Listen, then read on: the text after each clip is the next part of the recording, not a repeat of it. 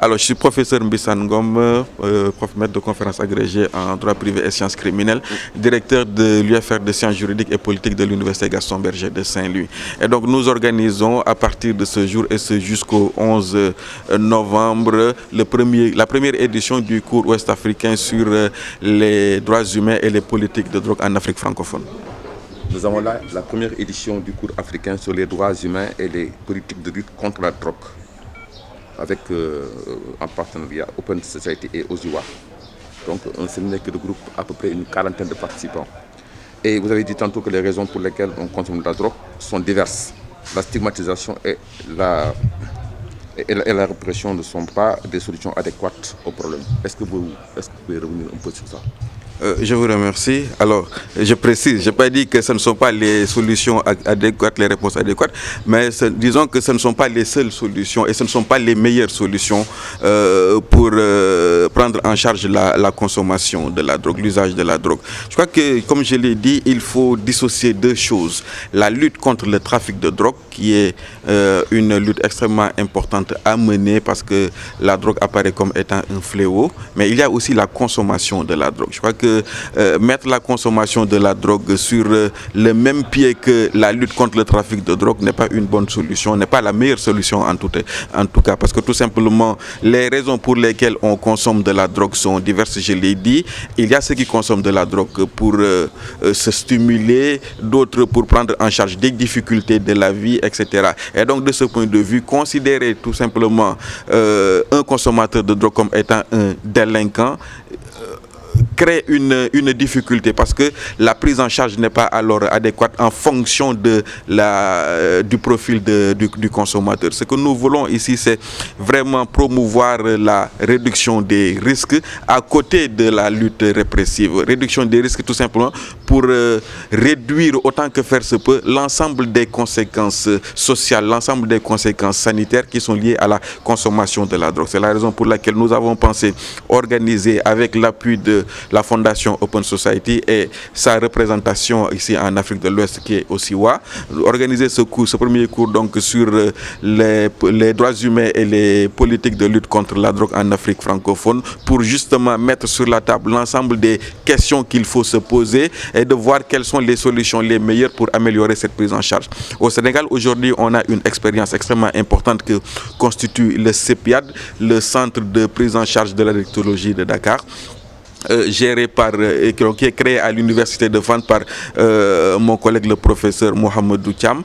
Et donc de ce point de vue-là, il faut essayer de voir comment cette expérience que le CEPIAD contribue à une meilleure prise en charge des consommateurs de drogue par des traitements de substitution, mais également du point de vue juridique, comment promouvoir des solutions, des réponses alternatives à l'emprisonnement, à la répression tout simplement. Et il est heureux de constater que lorsque le ministre de la Justice a procédé à sa visite de la maison d'arrêt de Rebeuss, il a insisté sur la nécessité de promouvoir des solutions, des réponses alternatives à l'emprisonnement. Je crois que lorsque l'on envisage cette question du point de vue de la prise en charge de la consommation de la drogue, on peut avoir de bonnes solutions. Est-ce qu'il ne faudrait pas s'attaquer aux conséquences, notamment aux causes, la prévention? Oui, effectivement, la prévention, elle est extrêmement importante. Mais de toute façon, quels que soient les mécanismes de prévention que vous mettrez en place, vous aurez toujours des personnes qui vont consommer de la drogue. Et donc, l'enjeu, c'est de voir comment amener ces gens à réduire leur consommation de drogue d'une part, mais également à consommer de façon assez sûre. Parce qu'on a constaté à un certain moment qu'il y avait des mécanismes ou des techniques de consommation de la drogue qui ne sont pas favorables et justement qui ne sont pas favorables à la santé du consommateur d'une part, mais également des populations, de ses proches. Il faut que donc on essaie de voir comment aider ces personnes-là à améliorer leurs pratiques de consommation jusqu'à les amener à carrément arrêter de consommer. Et on voit que les adolescents, les jeunes, ça donne de plus en plus à la drogue. Quelle lecture est-ce que vous pouvez faire sur ça? Oui, en fait, ça recoupe ce que je disais tout à l'heure. Aujourd'hui, il y a beaucoup de jeunes qui consomment de la drogue. Pourquoi on consomme de la drogue? Pourquoi ces jeunes consomment de la drogue? Parce qu'il faut tout simplement avoir à l'esprit que pour ces jeunes également, la consommation de la drogue est un élément de socialisation. C'est un élément de socialisation. Ce n'est pas parce qu'ils ont été mal éduqués, ce n'est pas parce qu'ils sont vicieux. Non, c'est un élément de socialisation. Ça permet d'aller vers l'autre, de nouer un lien avec l'autre. Et de ce point de vue-là, il y a cette prise en charge qu'il faut effectuer. À côté, bien évidemment, comme je le disais, les jeunes rencontrent aussi des difficultés. Vous avez des diplômés qui sont là, qui ne trouvent pas de travail, qui ont des difficultés au sein de leur famille. Et la drogue apparaît comme étant un échappatoire pour justement sortir de ces difficultés, ou à tout le moins ne pas avoir l'esprit préoccupé par ces difficultés-là, tout simplement. C'est un échappatoire. C'est ajoute que aussi l'acquisition est facile. L'acquisition est facile. Quand on est du point de vue de l'acquisition, c'est le traitement du trafic de drogue. Et donc là, c'est pour le moment un aspect que nous n'envisageons pas dans le cadre de ce cours. Nous sommes dans une perspective de traitement de la demande. Mais je crois qu'en réduisant la demande, très certainement et très fortement, on aura un impact sur l'offre. Parce qu'aujourd'hui, principalement, les politiques mises en place du point de vue du trafic de drogue mettent l'accent sur la lutte contre l'offre. Mais je crois qu'il faut également y associer une meilleure prise en charge de la demande pour justement avoir un impact sur le trafic. Mais professeur, que pensez-vous de l'utilisation des drogues de substitution?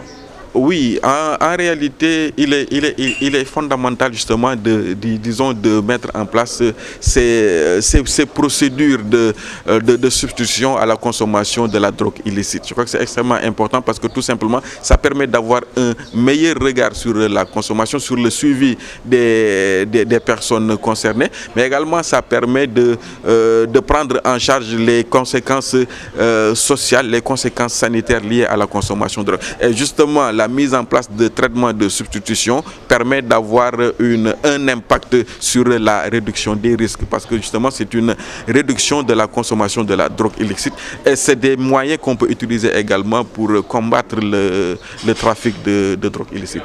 Voilà, je m'appelle Ousmane Gueye, je suis médiateur au centre de prise en charge intégrée des addictions de Dakar.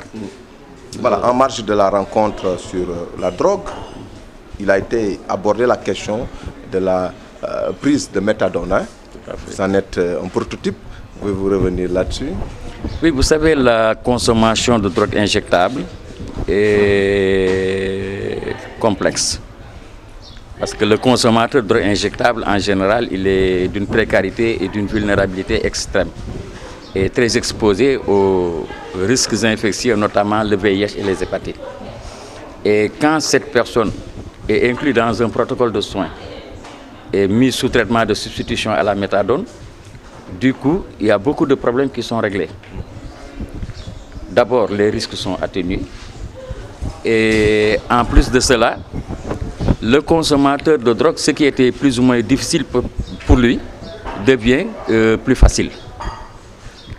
Si on revient sur l'univers du consommateur de drogue, il est dans un cercle vicieux. C'est-à-dire toute la journée, il est à la recherche de l'argent qui lui permet de rechercher le produit. Et du coup, il risque de ne plus avoir de lien aussi bien avec sa famille, son entourage propre, ses amis, son travail, et voilà, avec sa société en général. Mais s'il est sous traitement de méthadone, il est stabilisé et cela lui permet de reprendre son travail, d'être réinséré. Cela lui permet de reprendre, d'avoir une famille, de reprendre son épouse, parce que généralement, quand on est dans une consommation extrême de consommation de drogue, les conséquences, c'est la perte d'emploi, le divorce, etc. Et quand l'individu est sous traitement de méthadone et stabilisé, voilà, il peut reprendre sa véritable place dans la société, revenir dans sa famille, régler le problème du rejet familial, reprendre son travail, reprendre une femme, en fait, mieux vivre. Cela permet donc de guérir de la drogue. Bon, guérir de la drogue, ce serait peut-être trop dire, parce qu'il faut qu'on relativise. Parce qu'on parle de traitement de substitution. C'est-à-dire la méthadone, c'est un produit qui substitue à l'héroïne. C'est comme ça qu'il faut le comprendre.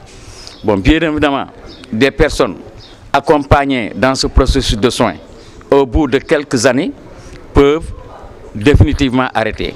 Mais par contre, il y en a qui vont très certainement continuer à prendre la méthadone à vie. Mais ce que j'ai en tout cas l'habitude de dire, je pense qu'il est en tout cas mieux, préférable de prendre la méthadone à vie que de prendre l'héroïne à vie. Et dans votre cas? Bon, écoutez, nous sommes dans un processus de soins qui n'est pas encore terminé. Bon, c'est vrai que dans le cadre de l'alliance thérapeutique, voilà, il y a une certaine complicité entre nous et nos soignants et nous espérons que dans un avenir proche, voilà. Le processus de soins a démarré depuis quand? Oui, depuis l'ouverture du CEPIAT. Depuis l'ouverture du CEPIAT, parce qu'au Sénégal, il n'y avait pas une structure adéquate, voilà, pour ce genre de traitement. En 2015 plutôt.